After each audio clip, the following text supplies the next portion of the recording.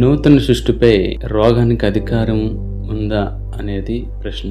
Bible చెప్తుంది 2 కొరింథీ 5:17 ఎవరైనా క్రీస్తు నందు ఉన్న యెడల అతను నూతన సృష్టి, పాతవి గతించును, ఇదిగో కొత్తవాయనని రాయబడింది.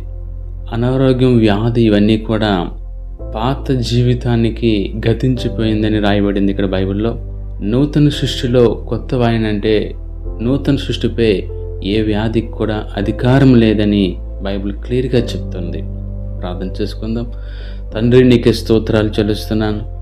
ఎవరైతే నీ బిడ్డలు ఈ స్వరం వింటున్నారో వాళ్ళ దేహాలపైన, ఆత్మలపై ఏలుబడి చేస్తున్న ప్రతి శక్తులను యేసు నామంలో బయటికి పొమ్మని ఆజ్ఞాపిస్తున్నాను. ప్రతి బలహీనతలను, రోగాలను, వ్యాధులను, ప్రతి సమస్యలను యేసు నామంలో బంధిస్తున్నాను.